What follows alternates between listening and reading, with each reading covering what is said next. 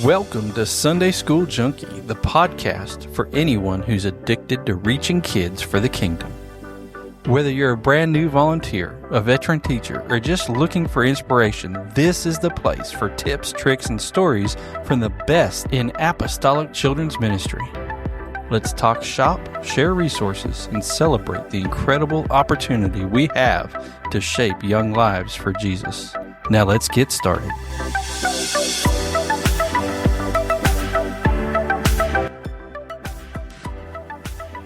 Feel overjoyed because God loves me so much. He's given me so much. Or in the past, if I was, working on my little place in Louisiana down there and I was focused on that, I'd probably be half aggravated and in the mully grubs and what's wrong and, what's wrong with the world. But when I turn all my focus around to God's work, it seems like my whole outlook on myself, my life, and all the things that God's blessed me with changes, and it makes me want to do more. The more you do, the more you want to do for God's kingdom. New Year's has a way of making you reflective. January is a good reflection month. You look ahead, but you also take stock of how you got here, how the last year went, set new goals, you do all that stuff. This year started a little bit different for us. On January 1st, we loaded up and drove from Oklahoma City to Branson, Missouri, not for an event or a conference or to check out a show, but to finally meet friends that we'd only known through conversations, Zoom, phone calls, podcasts, that kind of thing. The Ashleys have been voices in our ears and really partners in a lot of projects from a distance for a long time, for a couple years. And we've had a lot of fun. We've done a lot of planning, a lot of big projects, worked hard on some stuff to get some big goals out of the past few years into action, make them come to life, curriculum, podcasts, just big fun stuff. But we never actually sat in the same room, never seen them face to face, like person to person. So Kimberly and I made that drive. And what you're about to hear is just, it's not a polished episode or tightly scripted conversation, or we didn't even have notes. It was very spur of the moment. It's real time, in the moment dialogue. You'll probably hear me buffering a bit because I didn't have any notes, but just some friends meeting face to face for the first time. We talk about kids ministry, family, kids, callings, creativity. Mostly, though, we talked about how the more you invest your time and energy into something bigger than yourself, the more fulfilled your life is. And in the strange but beautiful way that God connects people long before geography catches up. Especially with all the tools and technology we have today. It's an amazing, crazy cool thing. This is one of those conversations that reminds you that the kingdom isn't limited by our individual quirks or issues or even our talents and abilities, nor is it limited by miles, platforms, or timelines. The kingdom of God is all about connection. So welcome to this bonus episode of Sunday School Junkie and Growing Up With Pawpaw. But this was recorded live in quotation marks on New Year's Day in Branson, Missouri. Enjoy it. Connected with somebody, like I really honestly felt like me and James were close friends. I've never laid eyes on him. You know what I mean? It's like, because we communicate through texts and different things, but the spirit is not just confined to one place. It's there's a lot to that. I've heard a lot of preachers preach on that. I was going to talk about how we hadn't met each other, and she thinks I'm crazy driving a 10-hour round trip. But, I want to make sure he was real. I thought he might be an AI bot or something. All right. I think we'll get started, and we will likely ramble all over the place. I may not have nothing to say. Maybe that's just what we do, is just ramble and go on. Nothing wrong with that. Yeah. The radio thing, do a rapture announcement. That'd be cool. We haven't done it yet, but we'll throw the rapture. We'd have to leave one of them that's backslid to announce it though, because everybody else would be gone. That'd be Skip McCrakey. Skip McCrakey here, reporting to you live. I guess Rick Roaster probably has the most chance. Yeah. I was talking to this dude. He just left. Because he's always roasted people, so he's probably got the least chance that he's going to make it. Yeah, I kind of borderline about him, but it's so easy and so fun to just find somebody done something wrong in the Bible and roast them.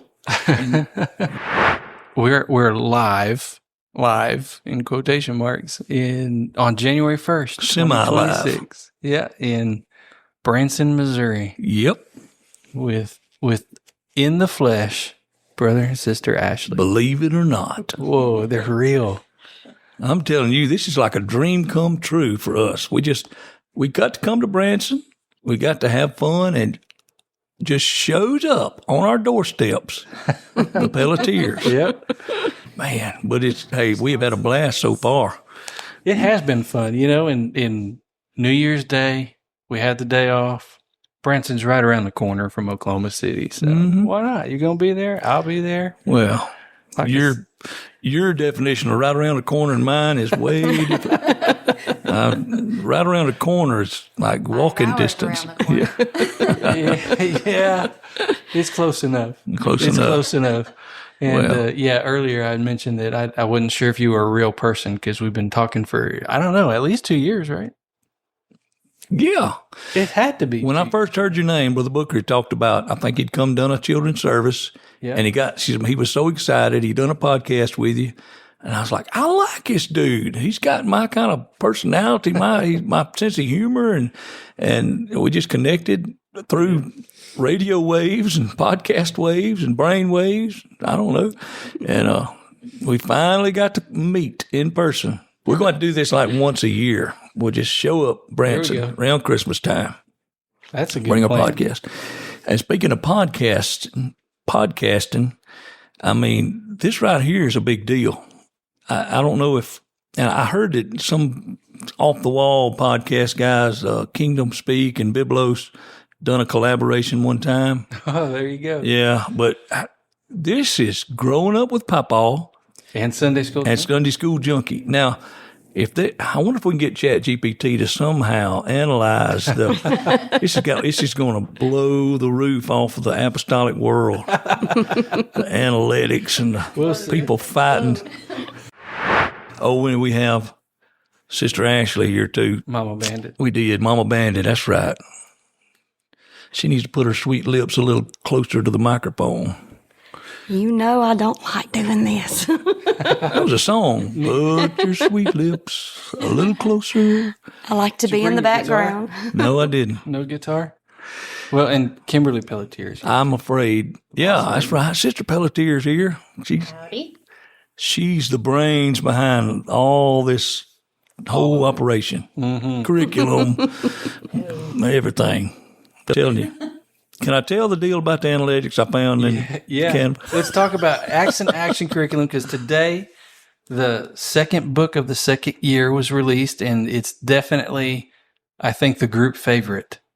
The Outcast theme is the group favorite, so it's a really good time. Seems like no matter how well Brother Baker keeps us on track with the timeline. Oh, man. It always comes. We use the timeline. We use it every minute. Yep. We get bogged down right here at the end. Then we put it in overdrive and try to and it gets out there. Slide under the wire. Brother Ashley was checking out the analytics in Canva. There's a button you can click and see who has been on the design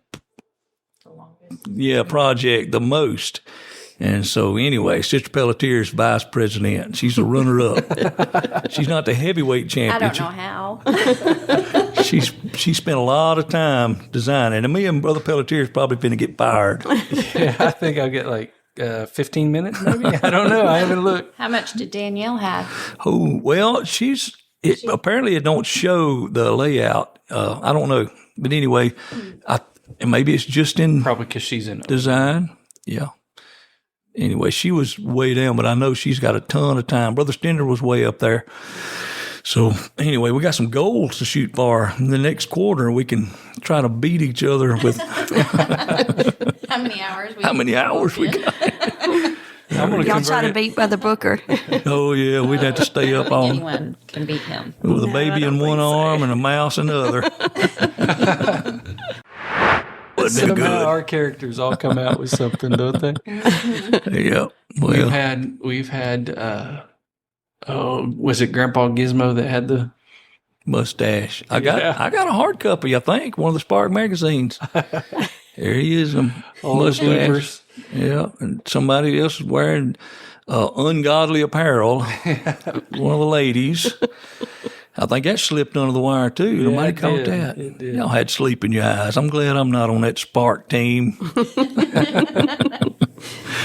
Lots of details. Yeah, it's a lot of work.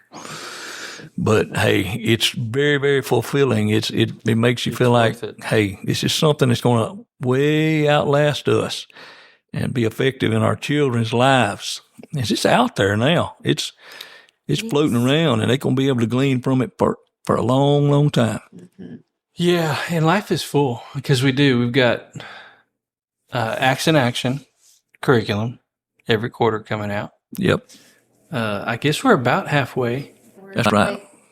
and then we get to go back and Yeah, make it better. make it Which better. quarter did you join us? Probably the second book. It was, yeah, Okay. I think it was. Yeah.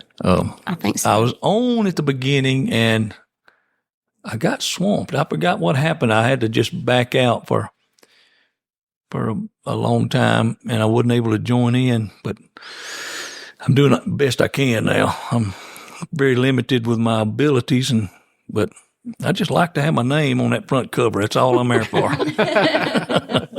It's all about the credits. Yeah. And then We'll put the analytic time spent on this project beside our names. oh, you know what? There you go. The next book we need to instead of doing it in Categorize. alphabetical order, Yeah. rank it, and then beyond the Acts in Action, we got the ARC podcast that we work on. together. Yes. And I'll be the first to tell y'all, I spend a lot more time on that than y'all do. I'm just joking. That's something I really love doing it. It's like I'm building this something, and when I get through, I'm proud of it. It's like a little baby I want to rock and send it out into the world and save the world. You know, It's it looks. wild to me how it comes to life. Like Oh, I know. we just recording the audios. Like to me, it's the easy part. You know, I'm just recording some lines. You know, Yep. doing a skit, whatever. It's fun. You know, but then I send this raw audio file over to my AI agent in Gina, Louisiana.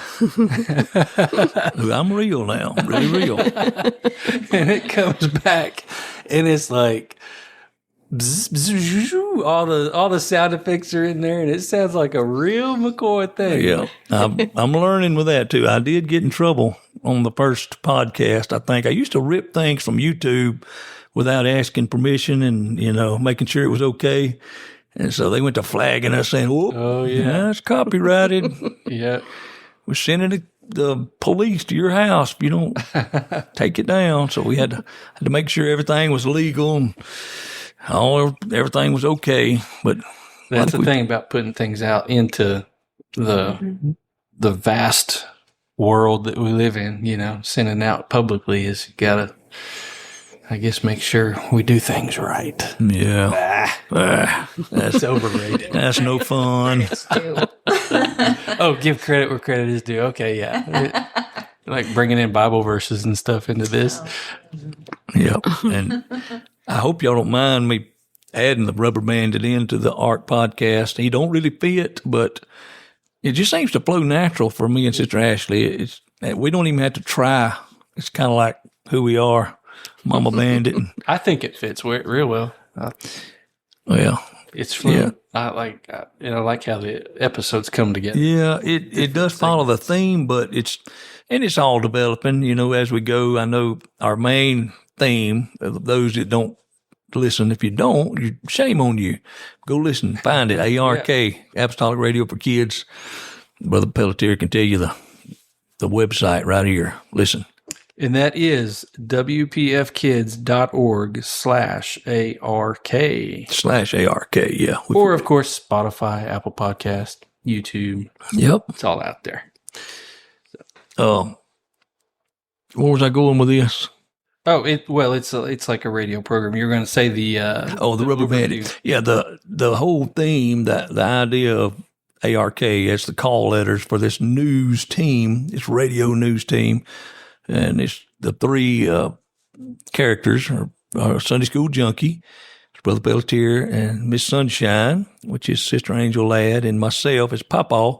And so we're telling the news, and kind of behind the scene things happen, and it's always a main story, and that we're passing it off to reporters that are live on the scene. Yeah. And I wish we could get some more characters in on that. I kind of took it on myself and swamped the whole deal with two different ones.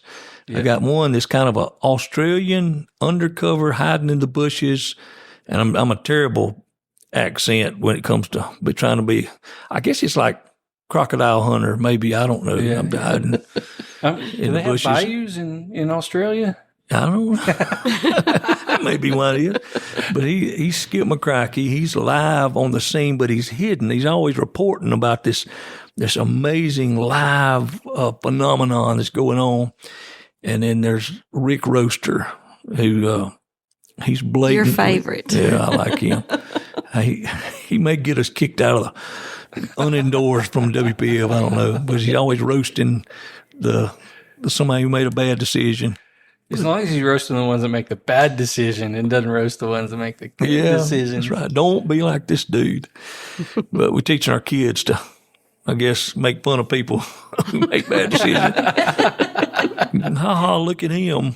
But the Rubber Bandit just got thrown in as a side deal. And so, which I guess Tanner and Lena did too. Yep. It's a side story, which is fixing to, this next episode, go out separately. Yeah. And that was, so we used Tanner and Lena, which just totally made up. But two kids, well, we got kids in our church that wanted to participate in the podcast. And then we did the Apostolic Hero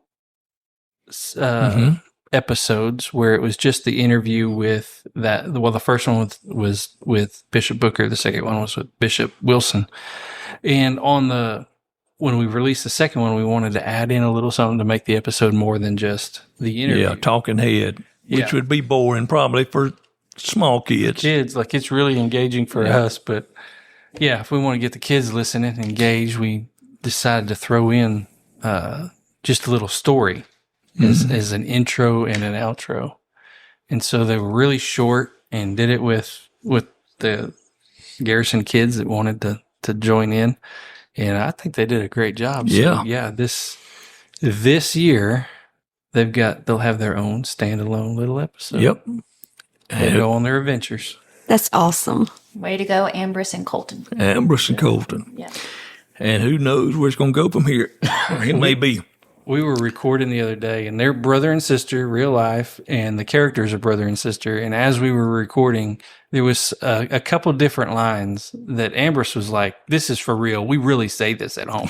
We really do this." That's funny. And she's usually getting him out of trouble, keeping him out of trouble. Yep. So look for that in the future. It's going to be blowing up. Yeah. What else we got going on? Well, what do we not got going on? Our lives have been so full. We said curriculum. We talked about the ARC podcast. Y'all Spark Magazine is just... ARC Magazine. Man, taking up a ton of your time. Well, in a lot of the detail work on that, of course, our layout people, Sister Parker, Brother Eric, like they do a lot of the hard stuff on that, or what I think is the hard stuff. But, and you know what? Oh, man, I don't know. It's just, I like the writing part from the curriculum and all of it. Like, writing is fun. But to me, that's the fun part. That's the easier part than the editing and the making sure it's right and making sure your characters are dress properly. Sister Pelletier will catch you if you mess up. Yeah, so that's kind of the fun stuff, and it's like we stay busy. We stay busy with it, but it's like it's so rewarding. It's so fun. And y'all started something new in your Sunday school department, right? On Saturdays. Yeah, here's what we're doing. We'll meet on every other Saturday at noon, and we first hour we're playing games, high energy, eating food, fun, and then at 1:00 we gather and we have kids church, and it's kids church. It's like action song skits, offering, puppets, fun. Yeah, and then we've got a strong group of young ministers that we're actually using to close out each of those. That's awesome. With 10 minutes of preaching to the kids on their level. Oh, yeah. In a way that they get it. It's totally out of the box from what we're used to. As far as our Sunday school has always been on Sunday. I mean, that's why it's called Sunday school. So now we do Powered Up Kids on Saturday, and then Sunday Surge will be our Sunday classes. But the Sunday classes will be more of the like traditional, not necessarily the outreach part of it, but the discipleship. And that's always been a thought that's been big in my mind, is that Sunday school really has two aspects, two main attributes. You know, you've got the discipleship and you've got the evangelism, and it feels like it's a hard balance sometimes where you can go back and forth and have just all evangelism for a little bit. And so this is a way to balance that out, I think, in my mind, because I want our kids to know why we believe what we believe. Yeah. I want them to really get it, you know, when they turn 12 and they go to youth, you know, and then the ones that come on the routes and stuff and you lose them and all that. Like, I want them to know why we believe what we believe. And you never know the end result until they've all been through it and grown up, and you look and see their lives, and most time it's too late to fix it. You know, it is. And that's why, you know, I brought up in the Sunday school council, youth council chat about the test, the thing that might kind of give us a heads up of what we're doing, how effective it is in all the Sunday school department. And I know there's not a perfect setup, but it's got to be something we can follow to say, are we doing this right? Do we have a good balance of, like you said, outreach and fun and getting it inside of them? You know, we don't want to bore them. We want to keep them, but we don't want to just feed them cotton candy all the time. We got to get the meat in them. For sure.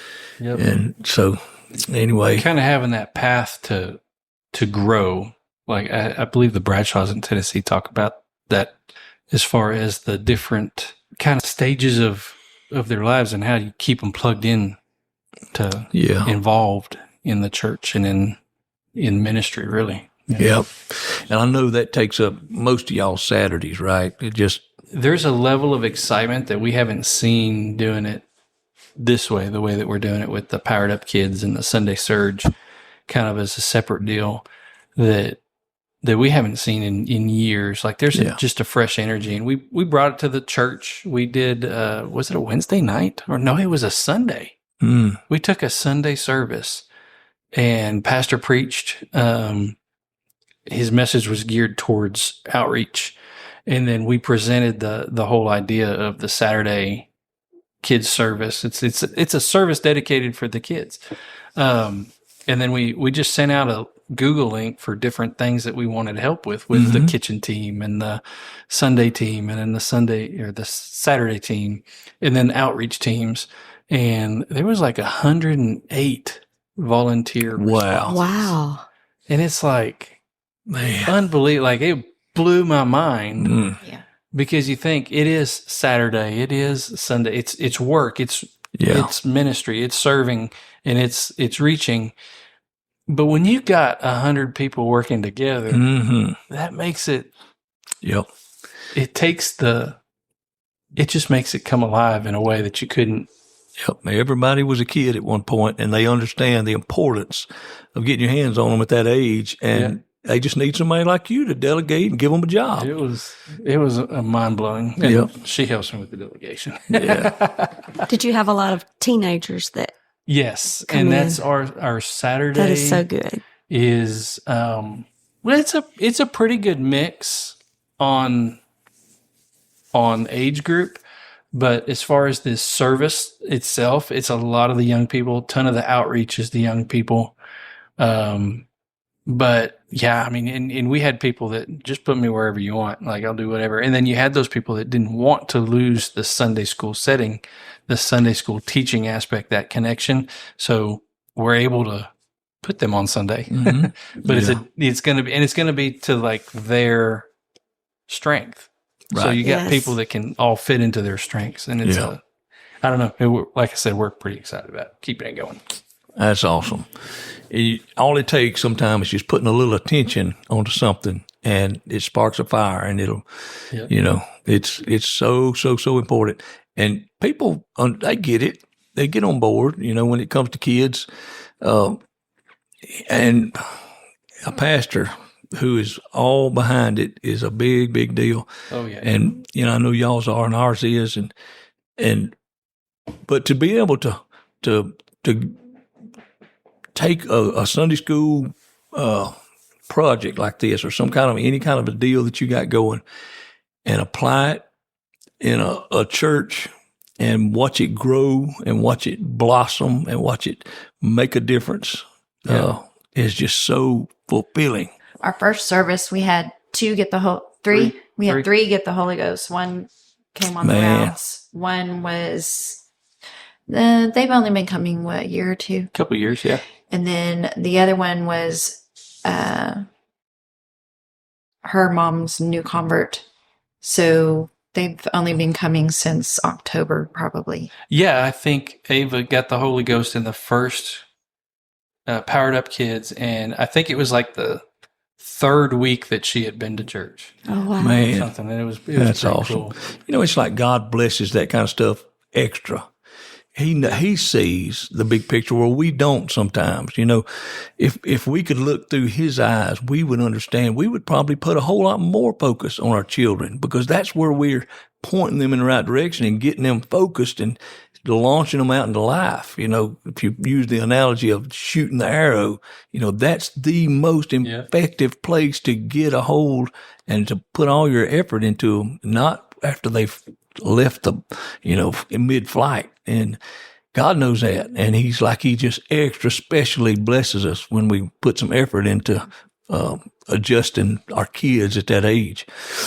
But our lives are definitely busy with that kind of stuff.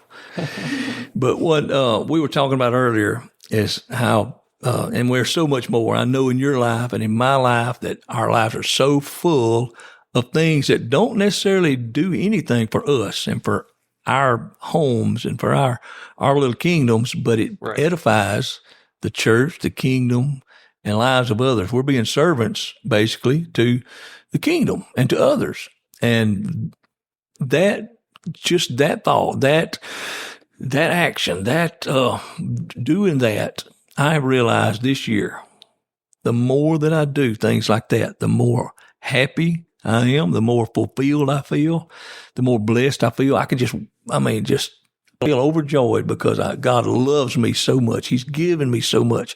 Or in the past, if I was, working on my little place in Louisiana down there and I was focused on that, I'd probably be half aggravated and in the mully grubs and what's wrong and, what's wrong with the world.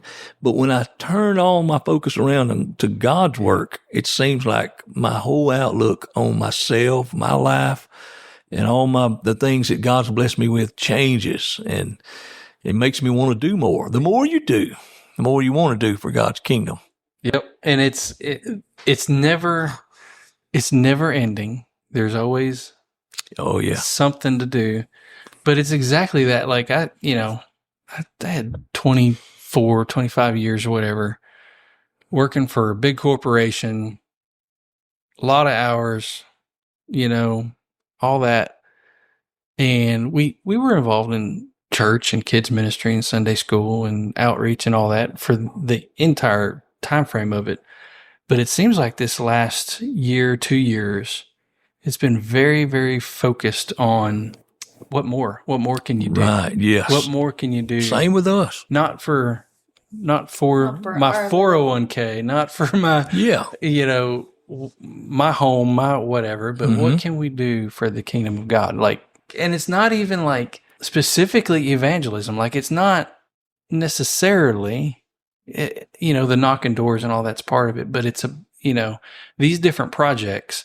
It's for me, it's really been putting it in the kids. Like, I want the kids to make it. I want the kids to keep going and growing. And whether it's a podcast, because, our kids, they're going to be looking at something. Yep. We don't do Hollywood. We don't do the world stuff, but the kids are going to be consuming something. That's right. A book, a radio program, and Adventures in Odyssey is a huge favorite among most of us. Yeah. And it's great. And it's good quality. But they're about to get put out of business. But why can't an apostolic who doesn't need to water down the truth about one God? Right. We can explain the oneness of God clearly and not have any confusion about who they serve. Yeah. I just, why not? Why not? Why not? Yep. And then to me, the technology has come so far that the barrier of entry, like that, we can sit at a table in a Airbnb type place with a little microphone and a little machine here and put out a podcast. Something that's going to inspire others.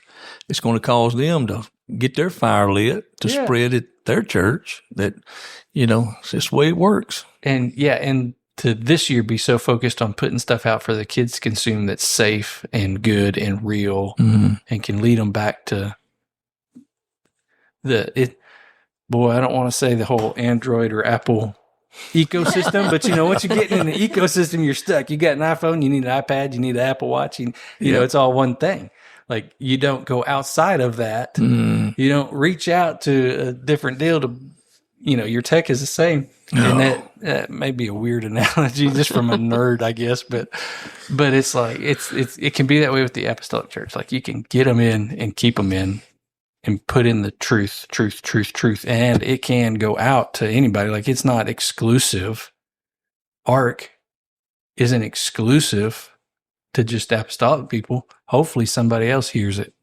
Hopefully somebody else picks up a Spark magazine somewhere along the way and is like, oh, this is cool. Let's dig in some more. Like the Apostolic Sunday School with Brother Booker, and he's got all kinds of folks reaching out to him. Hey, how is that one done? How is that one done? Being used in the other churches.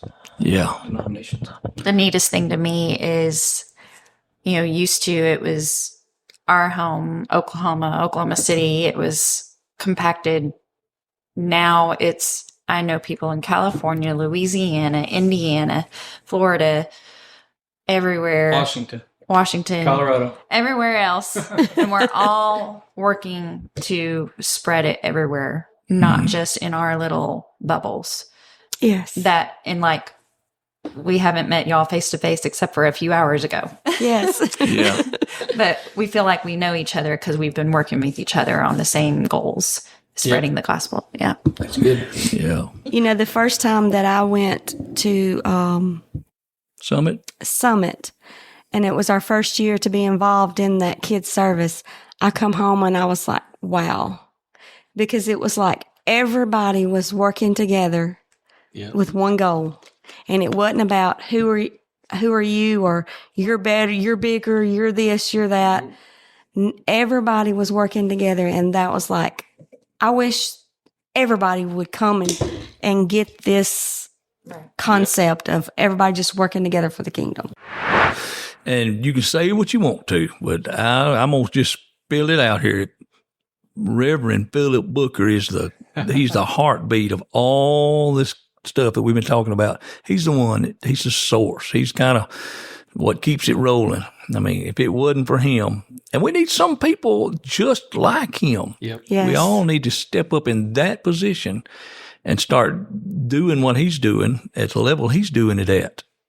And imagine what we would have. And he definitely inspired me to look outward more. Right. Yeah. He's definitely changed my life. It's like, okay, so when we just got to talking, which years ago, Elder Baglin was like, hey, you need to email this to Brother Booker. And it was something that he'd seen at our church. And I'm like, okay. But I never did. And then I was just listening to the podcast and finally reached out to him. And I'm like, why didn't I do this years ago? Yeah. You know, because, and then you look at the things that he's done and it's like, so, I don't know, it's amazing to us, but he just makes it look so effortless. Oh, yeah. But it's like you just take a little step and do something and then it starts building and snowballing into goodness. But if I could boil it all down and psychoanalyze that whole deal, that whole Booker family is exactly, they epitomize what we've been talking about, servanthood. Yeah. It's not nothing about any of their little worlds, their kingdoms. They're working for God. And so, you know, and then that's what God fertilizes. That's what God makes grow. Yep. He can work with that. Elder brother and sister Booker done an excellent job. Oh, yeah. In passing that down to their children. Oh, yeah. And their grandchildren. Mm-hmm. And that's like, and that happens, I don't know, kind of going back to the technology thing, like because of all this ability now, like we can connect all the way across the country and see these things that you never would have seen. I mean, what's the population of Gina, Louisiana? About 5,000, maybe. Yeah. Like, and yet you're making an impact. And I think there's so much more out there that we haven't heard from. Yes. Yeah. And that's one reason why I wanted to do Sunday School Junkie. Not because of me, because I want to have conversations with Jason Ashley. I want to find another brother and sister Ashley that's somewhere out there that hadn't opened up yet. Right. Like James Pelletier, who I don't know, it might have been 10 years ago that Elder Baglin was in, probably not that long. Maybe it was 10 years, probably, that he said, hey, go send an email. And then I just didn't do it, you know? So I want to say, hey, go out there, do it. Send an email, reach out to, info at Apostolic Sunday School. Is that what it is? Yep. ApostolicSundaySchool.com. Or .com. Reach out to any of us. The podcast at WPFkids.org. That's it. That one will work. That one will get you to somebody. Admin at WPFkids.org will get you to somebody. Get you somebody. So yeah, like if this finds you out there somewhere, wherever you're listening, whatever podcast you're listening on to this on, and you're like, you're not sure if your idea is any good, just email. Just reach out. Or if you just want to be part of something bigger. Just, Yes. Yes. Just communicate. Mm-hmm. Give it this. Like the magazine. The magazine came out because somebody in the group chat said, this would be cool. it'd be cool if we had a magazine. Oh, yeah. Boom. Man, we got a magazine. I wish it was that easy. None of us know how to do a magazine. Nobody in that chat is a magazine editor ever in their life. They might have done a church bulletin somewhere. Maybe. I don't even know if we've done that. But we figured it out because it was a good idea. Because somebody wanted to say, hey, what about this? That's my 2 cents. Well, that was worth, if you put that 2 cents into the kingdom children's ministry, it's worth about $2 million. Well, I hope so, because we're doing away with pennies. So Right. Round up, way up. That's it for this episode of the Sunday School Junkie. If you enjoyed it, be sure to like, subscribe, comment, do all those things, but most importantly, share it with someone in kids ministry. Let's build a community of passionate teachers who are reaching this next generation. And if you're looking for more great children's ministry resources, I highly recommend checking out the Apostolic Podcast Network for even more amazing content. Till next time, keep loving, keep teaching, keep making a difference.